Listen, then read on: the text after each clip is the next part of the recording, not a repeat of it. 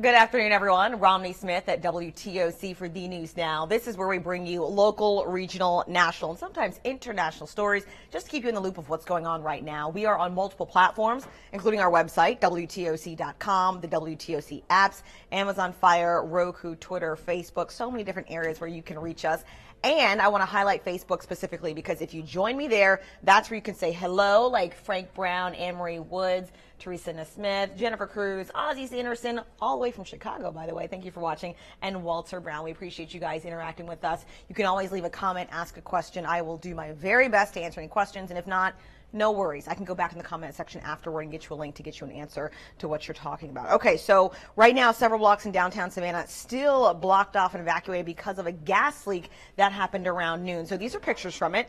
The gas leak happened at the corner of 37th and Bull.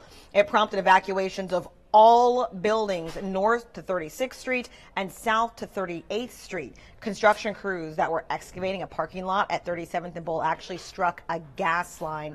Chatham area transit buses came to help transport evacuees to designated areas. It was quite disruptive for both businesses and residents in that particular area.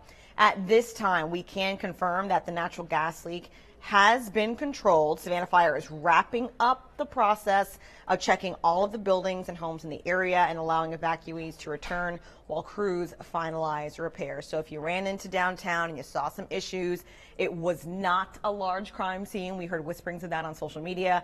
It was a gas leak and they had to evacuate a lot of people. They're wrapping up right now. The scene is secured and the evacuees are being allowed back into their homes and places of business. So that is good news to know, especially since it was a nice day and it wasn't raining.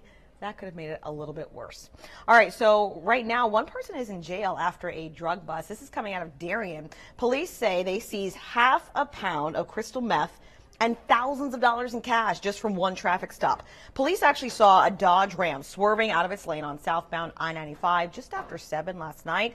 Well, they pulled over the vehicle, and then a canine officer was called to the scene.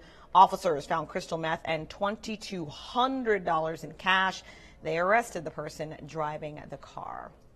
Speaking of drivers in Effingham County recently dealing with a large persistent nuisance problem. WTOC's Amanda LeBreau is working on that story today. She has more information.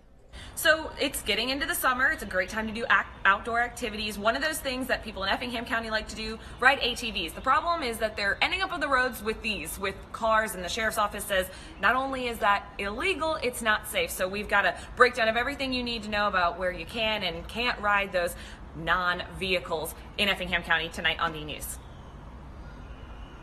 Switching gears, the Chatham County District Attorney, Meg Heap, is speaking out about the Rikki Boyd situation and case. He's a young man that was shot and killed by police while they were serving him a warrant. The police changed their story after originally saying that Rikki Boyd fired shots at police, later saying he did not, but that he had a gun in his hand. Well, Boyd's family says he did not have a gun, and they want the public to see the body camera video that they've seen. Meg Heap, the DA's office, announced that they are sending the investigation to a grand jury in 2 weeks. Now, this comes after demands from the Boyd family that the case be handed over to the FBI. Heap tells us that she's disappointed that the GBI showed Rikki Boyd's family the police body camera video from that shooting. She does not believe that any evidence should have been made public until it goes to the grand jury. You see a little piece of a video. Do you understand all the different, what it means? And that is not fair. The fairness comes from a group that has been selected or put in place by a Superior Court judge, that is the grand jury. By law, they will hear every piece of evidence. Rikki Boyd's family is expected to hold a news conference this afternoon demanding investigators provide them with police reports of the shooting so that they can prepare testimony before the grand jury. WTOC will be at the family's news conference this afternoon.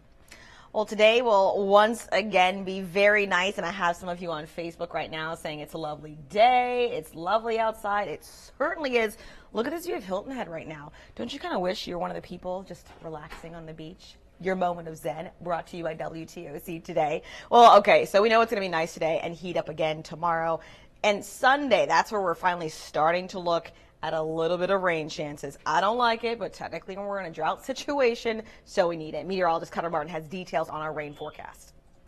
Weather pattern shuffle underway heading into the weekend. A 20 to 30% chance of a shower, maybe a thunderstorm early to the middle portions of next week. Now, this is not a washout, but we do have rain in the forecast, at least a slightly greater chance of those showers and thunderstorms next week. Looking at the latest data, watching Monday, Tuesday, Wednesday, kind of a little bit of a conflicting forecast here. Both forecast models now indicating maybe more than a half an inch of rain, but earlier runs were much drier. So we are still in the stages, the early stages of fine-tuning this forecast. It is looking like next week, though, it will be a little bit more unsettled than what we have seen for the past several days. Hopefully, fingers crossed, we can get some beneficial rainfall. And since it's Hurricane Preparedness Week, I want to let you guys know about an event. Our entire team of meteorologists will be at an event to help you get ready for the season. We're calling it the Hurricane Ready event. It's June 1st from 3:30 to 7:30 p.m. at the Lowe's and Pooler. You can meet Dave Turley, Jamie Ertle, Cutter Martin, and our newest weather team member, Andrew Gordon. You can actually get the supplies, check out the First Alert Storm Chaser, and ask them questions to make sure you and your family are ready. Keep in mind, when the numbers came out, this hurricane season is expected to be a little bit more active compared to last year. So, again, that event, June 1st, 3:30 to 7:30 at the Lowe's and Pooler. We would love to see you there. I always tell you guys you can react and reach out to me on Facebook for any comments, questions, concerns, or just shout-outs. Got a lot of you watching, and I certainly appreciate you taking a few moments out of your day. Paula Gildwell-Smith with the comment of the day. Call before you dig. That's what you're supposed to do. That way you don't hit a gas line and get the gas leak that happened downtown. Certainly appreciate you. And then Stephanie Woodard saying, love the live news. Thank you so much. That's why we bring you these updates throughout the day to make sure you're always connected. We don't take that much of your time. We know you're very busy, and we appreciate you commenting and joining us live during these updates. Okay, so I'm going to go now. You can go back to work or whatever it is that you were doing, but you're always online, and we're always online at WTOC.com, as well as our social media pages, Facebook, Twitter, Instagram, Snapchat. And by the way, get our app. We'd love for you to always stay connected. See you later.